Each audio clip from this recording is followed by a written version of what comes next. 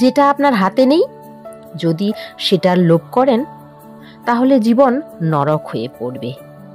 জীবনে এতটুকু তো আমরা সবাই শিখে গেছি, যদি চিন্তায় ডুবে থাকি তাহলে তুমি জ্বলবে, আর যদি চিন্তামুক্ত হয়ে থাকবে তাহলে দুনিয়া জ্বলবে। তুমি নিজেকে দুর্বল ভেবে নিয়েছো, তা না হলে তুমি যেটা করতে পারবে সেটা অন্য আরেকজন করতে পারবে না। পরিশ্রম ভাগ্য পাল্টায়, বসে বসে শুধু চিন্তা করলে নয়।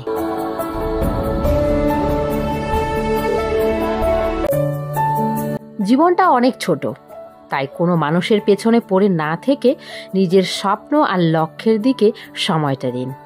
হ্যাঁ, সঠিক রাস্তায় চলতে একটু কঠিন, কিন্তু সেই রাস্তা থেকে আপনাকে কেউ সরাতে পারবে না।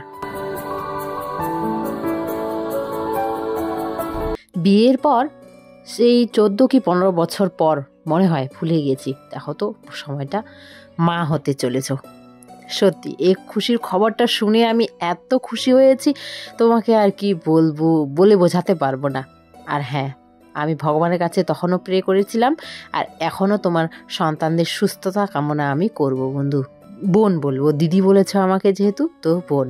তো তোমার এই কমেন্টটা পড়ার সাথে সাথেই ভগবানের কাছে প্রে করা শুরু করেছি, কিন্তু আমি এটা মনে মনে ঠেনে নিয়েছিলাম যে আজকে যখন আমি স্নান করে পুজো করব ঠাকুরের কাছে, তখন অবশ্যই তোমার সন্তানদের সুস্থতা কামনা আমি করব। তো সত্যি বলছি, তুমি যেমন যতটা খুশি হয়েছো আমিও ততটাই খুশি হয়েছি। আমার এক জেঠু আছে, তোমাকে দেখিয়েছি মনে হয় সেই ভাইটাকে, আমি দেখাবো হ্যাঁ এবার বাড়ি গেলে। তো ওই জেঠুটা ওরা বিয়ের 25 ইয়ার্স পর বাবা মা হয়েছে। বন্ধু, তোমাকে আর কি বন্ধু বলে যাচ্ছি বারবার। দেখো, হ্যাঁ সবাই তো তোমার জন্য ভগবানের কাছে আমরা প্রে করব, কিন্তু তুমিও নিজে সুস্থ থেকো আর তোমার সন্তানদের সুস্থ রেখো। তুমি সুস্থ থাকলে তারাও সুস্থ থাকবে, তাই না?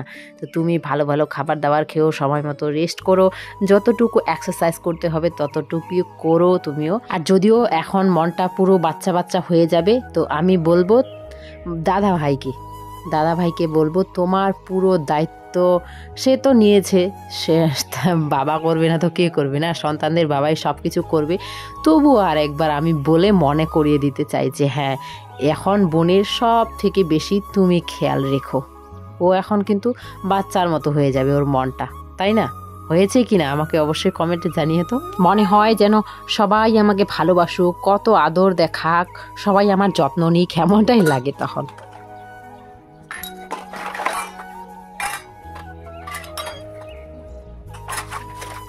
আপু, আপনার ভিডিও অনেক ভালো লাগে, আমরা দুজা মিলে আপনার ভিডিও একসাথে দেখি। আমাদের নাম নিয়েন রুমা হালিমা। তো আপনার নাম নিলাম, আশা করছি অনেক খুশি হবে। তো আমিও অনেক খুশি হলাম এটা জেনে যে তোমরা দুজা একসাথে মিলে আমার ভিডিও দেখো। সত্যি এই মিল মমতা যদি থাকে না, তো জীবনটা অনেক সহজ হয়ে যায়। ভালো আছো দিদি ভাই? প্রতিদিন তোমার ভিডিও দেখি, কিন্তু কমেন্ট করা হয় না, আজকে কমেন্ট করলাম। আমার বাড়ি নদিয়ার করিমপুরে, আমার নামটা নিও, দীপিকা মণ্ডল। তো দীপিকা দিদিভাই, তোমার নামটা নিলাম, আশা করছি তুমি খুশি হবে, আর তোমার জন্য রইল অনেক ভালোবাসা। আর জানো, নদিয়ার বেতায়ে আমার ছোট ননদের বাড়ি।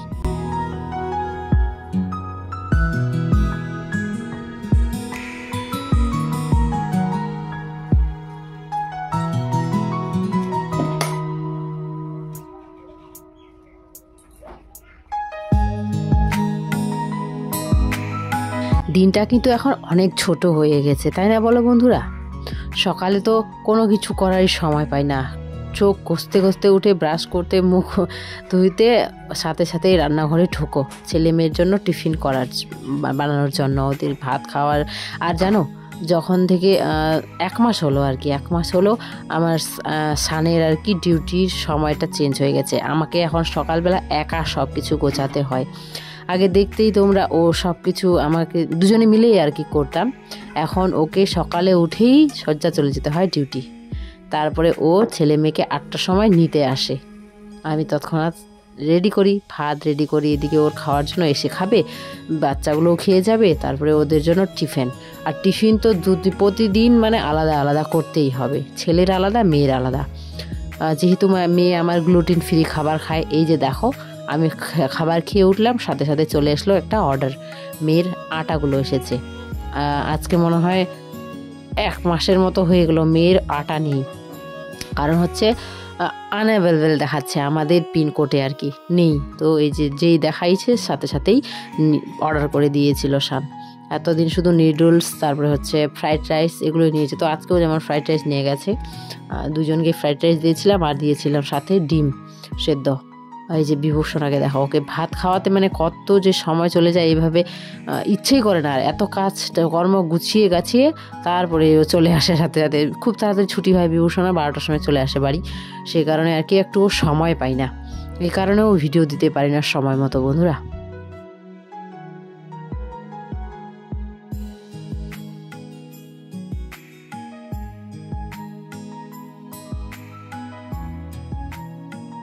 আর এটা একটা কাজ, দাঁতে পোকা, যা খাবে যবার খাবে ততবার ব্রাশ করাও।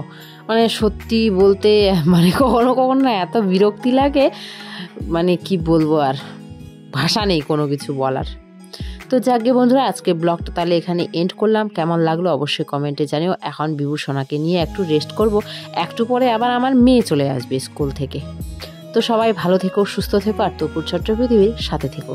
মেয়ের স্কুল ছুটি হয় 2টার সময়, আর ঘড়িতে এখন দেখতে পাচ্ছ ওখানে কটা বাজে,